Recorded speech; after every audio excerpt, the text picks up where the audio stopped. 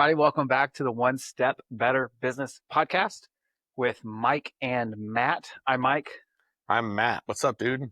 Doing well, man. We did that pretty well. That's good. Good cue. Boom, boom. I'm Mike, and somebody is sitting next to me. Matt. Thank you guys for tuning in and listening to us today.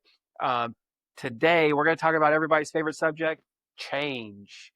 Everybody in the world loves change. Nobody is adverse to change, and everybody wants to change everything all the time. So here's what we're going to do. At Works, we are going to ask for some changes to be made whenever a new client comes on board with our services. And so today we're going to talk about some of those changes. What are some of the most common things that you're going to have to do some of the things that you're going to have to do differently, with the intent of just being super transparent about what it looks like to work with Works. But before we can do that, we got to start with something a little bit more fun, like we do every single episode. Got 3 possible questions today, but I'm going to go with, what toy or trend from your youth would absolutely dominate TikTok today?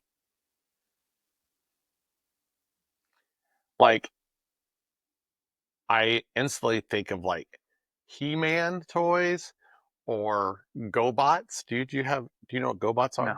GoBots they came out the same time as Transformers did. I was like in 3rd or 4th grade, but they were small. And so you could do they were like little you could basically take an action figure with you kind of everywhere. They would change to just like a Transformer. So a Transformer. But a small version. But Transformers, man, when I was a kid, like that was when those things came out, and they didn't release them all at the same time when they first released the toy. So it was like one's coming out and then another one's coming out. And it was, I loved it. You had to wait to get your Optimus Prime. And wait, are we talking about GoBots or Transformers? Transformers, but okay. Like that same kind of thing. Yeah, GoBots came out all the time. Gotcha. But like Transformers was released one at a time. It's one at a time. Yeah. At least that's how I got them, because I couldn't afford them either. They were super expensive. They may have been out there like, they only come out one at a time. It's only one. Yeah. How would that dominate TikTok today? I think it's like any other collectible. Yeah. Like, you still see a lot of people like on TikTok. I think it's like garage sale finds for baseball cards. Baseball cards is still a big thing. Yeah. On TikTok, which doesn't make sense to me, but like it's like opening a pack. Like that's really looking for that super rare card. Yeah, I love watching them. I watch them like, ooh, I don't know. Maybe that's why you keep getting that. That's how it works. In your algorithm now. Yeah, it's in my algorithm. I get that and people like mowing yards. I like the ones that the mowing the yards or pressure washing. Yeah, pressure washing.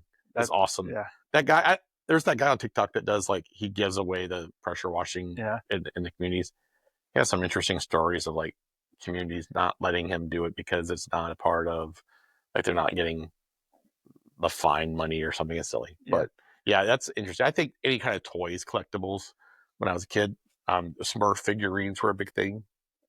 I don't know what trends on TikTok because I am not on. You should totally TikTok. Go on TikTok, Mr. Twitter. I've never had a TikTok account, so I don't know what. But my understanding of TikTok is like dance things. Very little dance become trend. Very little. Well, that's maybe. Ooh. So I'm going to go with from my childhood, the toy that I think would dominate TikTok I think it's called skip something. And so it's like a jump rope for one person. So you put it around your leg and then you swing your leg and you jump over the thing. That's when you have no friends, Mike. There was this what was that thing called? I was going to call it Skip-Bo, but that's a card game. I don't remember what it's called. Skip to Maloo or something. I feel like you could probably make a dance out of that. Skip hop. Skip, jump, hop. Yeah. Toy. I know what you're talking about. That's going to bug me. Mason, I need you to figure that out and then let me know. Put an overlay in this video. Yeah, this is the toy. This is the picture. Have a picture of the toy. My sister had one. It was pink, and whenever it would go around, something would turn, and so it would like count how many rotations it would make, and so you'd always have to try to beat the next. Well, at least that's how I played it. You had to beat the other person. No way, Mike. That doesn't sound like you at all. Yeah. How many do you have? I won. I did one more. Yeah. 1 million. Yes. So super fun. Yeah. I mean, what was your Toy Story? What was your toy store that you went to? Was it Toys R Us? Yeah, so Toys R Us, but honestly, when I was a kid, I don't remember the name. I think it was called Children's Palace, maybe, over in Fraser or in Raleigh, somewhere over there. it turned into a circuit city, then turned into who knows what it is now. It might not even be there, but it was over It's now a Covington church. Pike-ish. It's now a church. Yeah, so in Memphis, but it was it was kind of a Toys R Us kind of store. Toys R Us was like that's the big one. That's like the expensive Yes, store. correct. We So couldn't we had afford our Toys R mall Us. had a KB Toys. Did you guys have that here? Yeah. And then we had Toys R Us, and then we had I can see the sign. I think it was like Play World. I think it was called Play World. It was just a big toy store. Man, I love those days. We're like, hey, we're going to the Play World today. Like, heck yeah, we are. Yeah. I got good grades, or it was like always around report cards, or not getting in trouble at school or whatever it was. Yeah. That's why I get to go to the. Yeah. My I guess parents. I think my kids' grandparents. Like I think I also call those parents. I don't know how. Anyway, so whenever the kids do well on the report card, they would get taken to the dollar store. Oh yes. And you can get anything you want in the entire store, and they think that's the coolest thing ever. It's basically a Walmart. Yeah. Itty bitty Walmart. They've grown up a little bit, so it's not as cool. But that was such a cool thing. Shoot, my kids always liked, and I liked this too as a kid, like going to the office supply store and getting like cool pens, or like back to school stuff was always a big deal. Like it's like, you have girls. I liked doing that when I was a kid really? too. Yeah, like getting the first Trapper Keeper, and like the big Trapper Keeper, or the right backpack for school. Man, I love that. That was great. No, I wasn't. I was a nerd, man. I will say that the thing I hate about everything going digital online shopping is the brick and mortar experience, especially with the toy store, because there was nothing like, as a kid, walking into Toys R Us or even KB Toys, even though KB Toys wasn't as cool, and it was just like, this is all stuff to play with. Yeah. And that was such a cool experience. On our vacation a few weeks back, we went to, there's an outlet store in San Marcos, Texas. It's a giant outlet, and they have a Toys R Us outlet store. And so it was what's left there, like the racking. Yeah, right. But it was super cool. Well, I mean, when our kids were little, we'd take them to Toys R Us over in Wolf Chase, or Target. I mean, Target was always our go-to, because they had all the fun toys, Transformers that I wanted to buy. So yeah, but Lego sets. Then the world changed, and everything went online, and you buy everything from Amazon, and it's not as much fun, but it's still not as fun. I like stuff coming to my door, though. I do. But that was a change that happened. In theory, I should have more discipline not to grab extra things. At least I'm just getting the one thing, but I end up just buying. Like, it's a bad habit. Yeah. I like all the online shopping. Big fan. Buy now button really kills. Buy now button's too convenient. Yeah. Cool. Well, so there's been a lot of changes over the years, Mike. You killed my my transition there. Yeah.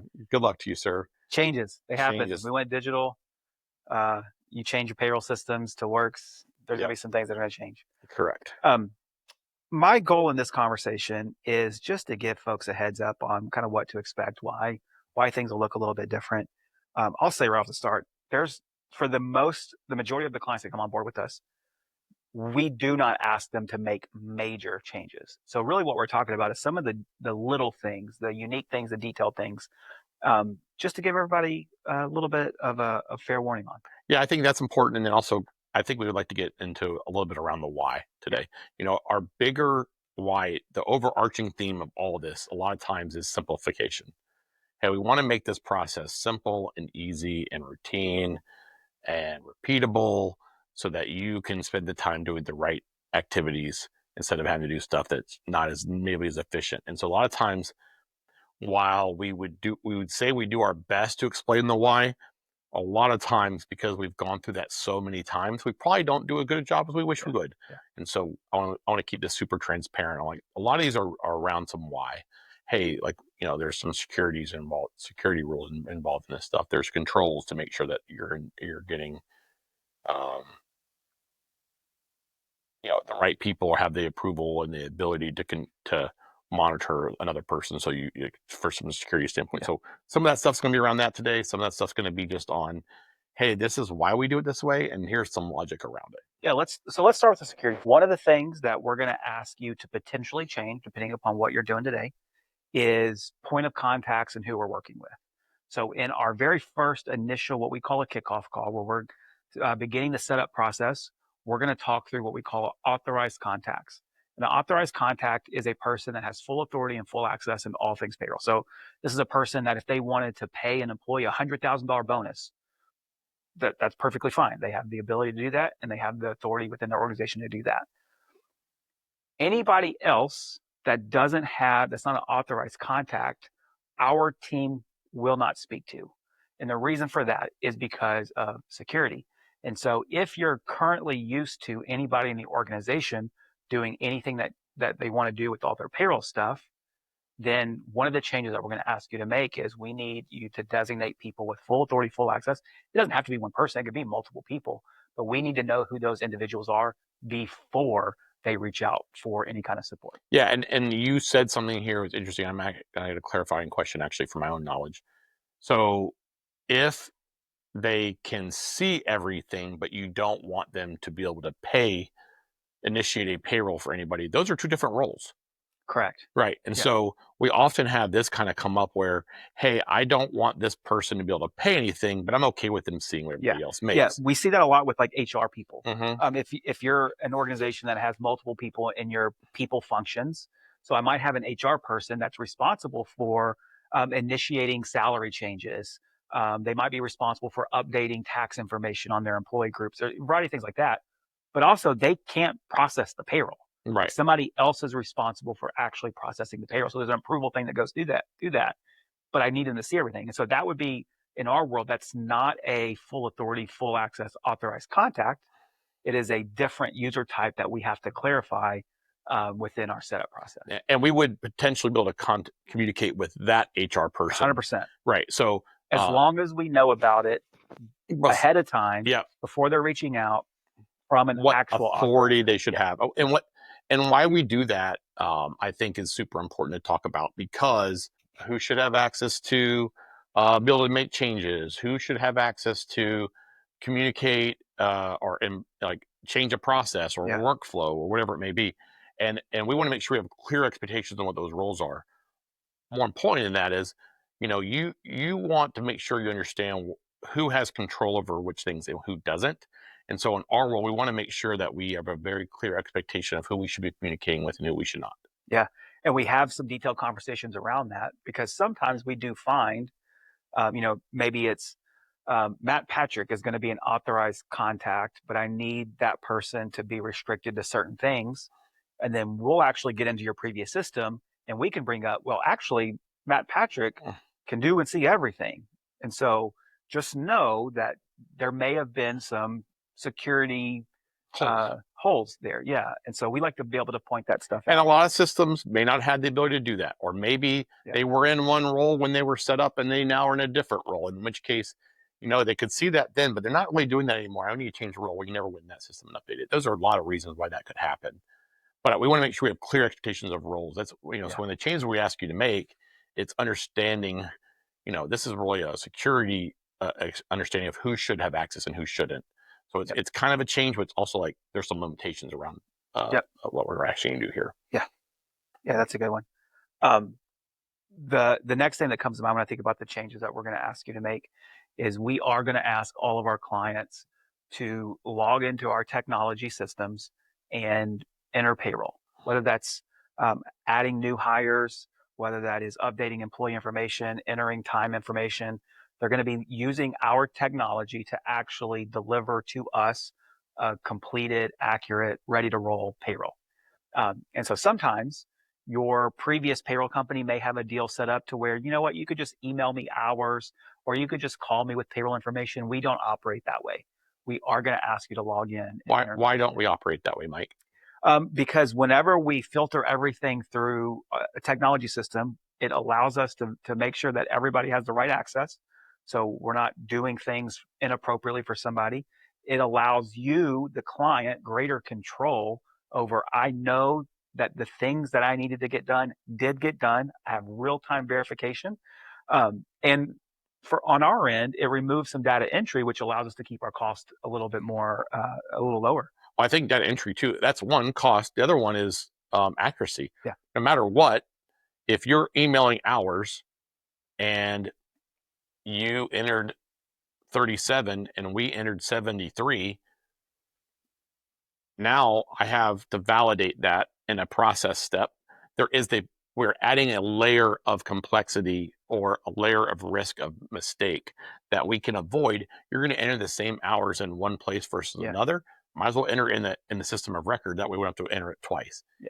It's both, and obviously it creates some inefficiencies on our end, but also there is a limitation of this reduces the amount of potential mistakes that could happen. It's mistakes, and it's also from a process standpoint, a lot of small business owners today that are still responsible for processing their payroll are going to sit down at night, let's call it 7 o'clock, 9 o'clock, 11 o'clock at night, and process payroll. What they don't want to happen is to have to send an email, and then tomorrow, when they're busy dealing with the normal day-to-day operations of a business, my payroll person's calling and trying to verify, and like, no, I already sent you that stuff. We're good to go. And so, hey, I didn't see that you paid Susie. Well, because you didn't send me an email for Susie, but you assumed it was a Susie. And so you get the real-time confirmation when using the systems that everybody got paid correctly. I can see all the reports, and I'm done. As that small business owner, 11 o'clock at night before I go to bed, I process payroll.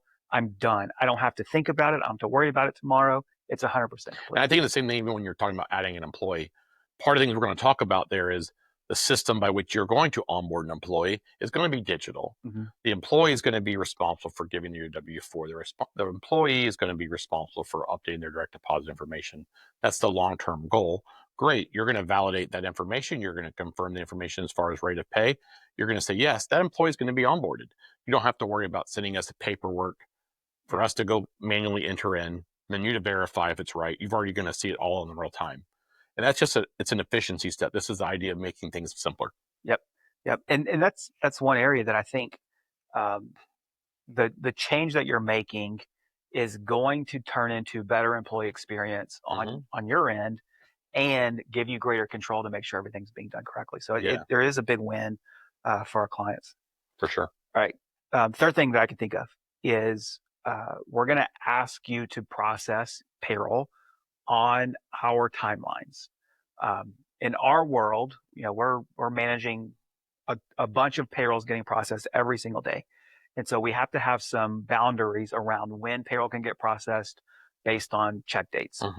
And so the reason for that is so that we can make sure that files get over to banking partners so that people actually get paid on time. And so we're going to ask that you process payroll by 3 p.m. Central Time, one day prior to check date. Now, that may be different than your existing provider's timelines. And so if that's an area of concern, it's something that we need to reach out. Now, in our world, what we typically see is we're a little bit more flexible with that timeline because we allow you to process payroll one day prior to check date, where a lot of people want you to process payroll 2 to 3 days before. Correct. That's our drop dead date. A lot of times in the beginning, we're setting up 2 days before. Hey, this would be your normal processing day, but just know that you have some lag if you need it. What I like about that flexibility for us is we still have a little bit of time to fix an issue if there's something there. But it also creates the capacity for, hey, we have to, we need to validate the file.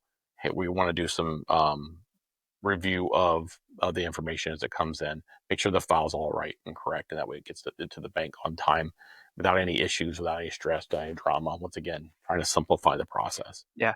Every once in a while, we'll bring on a client who is used to maybe processing their own payroll in a system like QuickBooks. And sometimes on payday, they're going to go, it's Friday. I got to get my people paid today. So I'm going to go log in, or I'm going to go open up my QuickBooks file and process payroll real quick and then hand out checks. That's not something that we're going to be able to accommodate. And so, and for clients like that, we talk through options on changing maybe your pay period dates, maybe your check date, depending upon the circumstance, so that you get a little bit of lag because we do need a day in advance in order to set up all of our bank files. And that actually leads us into another change. We have ran into a problem where somebody is trying to pay today for time through today. And so there is some changes sometimes around pay periods, the lag between the end of a pay period and the pay date. And we have done this a lot of times. So this is not something that's rare for us. We bring on a new client that has a schedule that has some issues with their ability to create lag and adjustments the way they need to. It could be for time off accruals. It could be for holiday pay. It could be for multi-shift differentials type stuff. And so they can't use their time system as well as they could because there's no lag there and they're trying to process payroll. So we'll talk through some of that in the simplification, but we're going to talk through around the why that's important to create some lag. You want to have lag between your period close and your payday. Yep. Yeah, we see that probably most often with semi-monthly payrolls. Mm-hmm. And it's oftentimes in only salary-based employers. So I'm going to pay my people on the 15th for their time worked the 1st to the 15th. And that typically isn't going to create an issue until that salaried employee turns out they quit on the 14th and they walked out the door, and yet you've already paid them for that time. Mm-hmm. Or they hire that first hourly employee, and I don't know how many hours that person's going to work on the 15th. I have to process my payroll on the 13th. So what do I do with all of that? And so that is a change that I would say that is a semi-optional change that we're going to ask you to make. We're going to push really hard, talk to you about why it's important, all the downsides of keeping it the same way. But ultimately, if that's something that you want to continue doing and you understand the risk that you're taking on, we will allow that. It creates a complexity and an extra working, an extra step that with just a little planning ahead of time, you could be just, for example, we pay 1st to the 15th. We pay that check on the 22nd. Our 16th of the month, we pay on the 7th. That is a normal lag in we have clients pay on the 5th. We have clients pay on the 10th for that same kind of 16th day of the month. That's a normal process for anybody who's in a semi-monthly arrangement. And that's something that comes up. We actually had this come up with one of our bank clients a while back. And it was a very issue that they were running into all the time. So, that's a big one. And we do. You said it. We see that probably more often than I would think. What's some of the other things that you think of? I think about, we're going to ask you, we're going to talk to you about really pushing hard to get all your people on direct deposit services, which is not something that a lot of people probably have as much intentionality as we do. We're going to talk to you about the reports how you get access to reports, right? We sending you paper reports. Mm-hmm. We're going to talk to you about how you can reduce and make some changes to how you're tracking things. And so using the tool to the best of its advantage to allow you to replace all the spreadsheets you're using and all the systems you're trying to integrate. I have an Excel spreadsheet for tracking insurance over here, and I got a thing over here. We're going to ask you to consolidate some of that stuff. We're not going to make you do it. Those are some things we're going to try to encourage you to make some changes. Those are some easy wins. Yeah, easy wins for time. Yeah, for sure. We're going to talk through some of this like we talked about. We're going to want to challenge you in giving more power to your employees. That is one I feel like a lot of our people that we talk to go, my people couldn't possibly enter their own bank account information into the system, or they're going to get it wrong when they go to fill out their W-4. There's processes you can put in place for making that stuff have some review but you don't have to be the person who maintains it. But more importantly is you need to treat your people like adults. Yeah. And in today's world, everybody has a smartphone. Everybody has the ability to do more than we realize. Similar to employers wanting more control over final process, employees want control over their information. I don't want to have to go through a person to complete a new W-4 to update my tax withholdings. Or make a change to my 401k. If I can do that directly within the system, give me that power. Yeah, same thing. I agree with that. In requesting time off through the system, managing your PTO. As an employee, that's like a very low bar for my expectations of what I should be able to do in my payroll system. Yeah. Last one that came to mind for me is tax impounds, or really impounding in general. So for all of our clients, we will impound. I mean, we'll draw money out of your bank account, and that sits in our bank account on check date. And then we'll make sure that the tax liabilities associated with that payroll gets paid when they're due. And so sometimes there's arrangements set up to where a payroll company will pay taxes out of a company's bank account on due date. But in our world, we're impounding those funds on check date. That allows us to make sure that dollars settle and that there's not NSF issues when it comes to paying tax agencies, because that can create a lot of penalty and interest situations that we just want to avoid altogether. Yeah, and tied to that, I mean, all your payroll filings themselves are showing the payments that were made in total. If you had a hiccup or something, we will know if it cleared or not because we're in control of the payment process. and the returns that we're filing are easier to prepare because we're not having to reconcile that. We've already pre-reconciled that in our systems. So there's some advantages for us. This is simplification on your end, but also on our end to make this long-term more efficient. So in theory, we can keep our fees where we want them to be. Yeah. I mean, at the end of the day, we want to make sure that all tax payments are getting recorded correctly.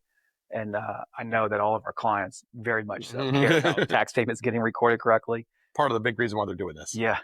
And so controlling those funds is really what allows us to do that. Yeah. So good stuff. Any last thoughts?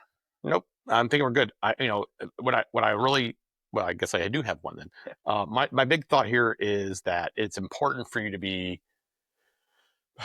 open to change. We're not asking you to make worldwide changes. We want you to make sure you have the idea of there is a possibility of improvement. There is a better way that I maybe wanted to put through that lens on the front side. So as you're thinking about this stuff, we're not going to ask you to make changes for change's sake. We're going to try to make you make changes so they have a long-term impact and making your life easier and simpler. Yeah. Good thoughts. Well, thanks for listening, everybody. I hope that you had a good time, learned something new. And if there's anything that we can do for you, please reach out. We will be glad to help. Thanks, everybody. Have a great day.